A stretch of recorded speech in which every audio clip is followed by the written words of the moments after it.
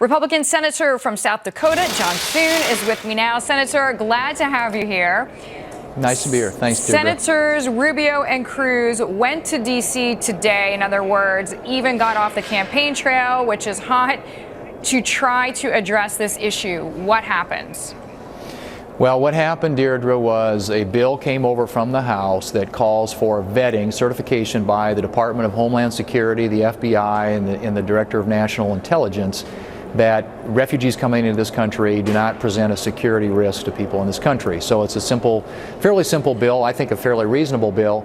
We tried to call it up today to just be able to debate it and amend it, and the Democrats blocked it from even being considered. It's called a motion to proceed. It takes 60 votes to get on a bill, and the Democrats had the requisite number to stop it. So that's what happened on the floor today. It's a big issue. It's an issue that's important to our national security, and one that I think needs to be addressed. And the fact that the Democrats were willing on this procedural vote today to block it, I think is going to be very difficult for them to defend. So, Senator, I want to ask you, because you introduced an amendment to the bill that would give governors the ability to refuse taking refugees. Did the Senate and any of the Democrats or anyone you were speaking with recognize that each state, that is to say the governor, understands the resources and the difference in resources in his or her state? Right. And unfortunately, Deirdre, because the Democrats blocked us, prevented us from even getting on the bill, I didn't get an opportunity to debate or have that amendment voted on. But I did file it, and it's very simple. We heard from 30 governors last year who want to be able to have some control over their borders and who comes in.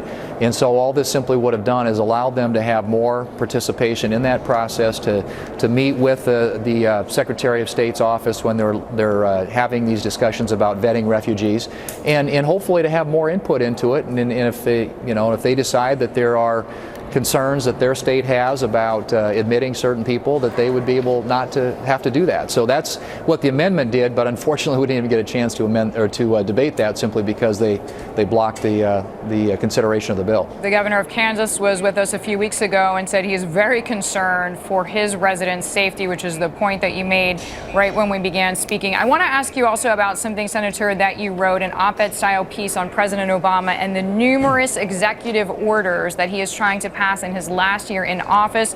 We just want to bring our viewers up to speed with some comments that the president made back in 2014.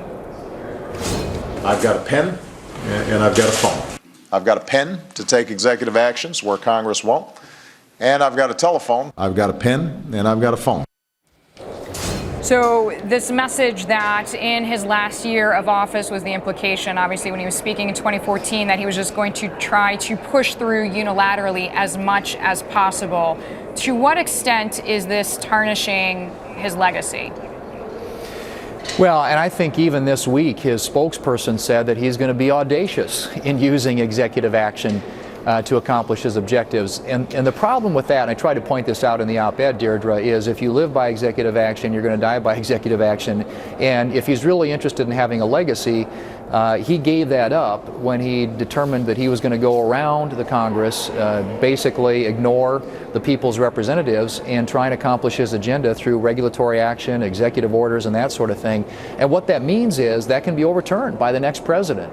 And many of his executive actions have ended up in the courts, and the courts have ruled against him. So much of his agenda, the things that he wanted to accomplish, have been done by executive order, which is a very fleeting accomplishment. It doesn't endure, and it's not going to stand the test of time.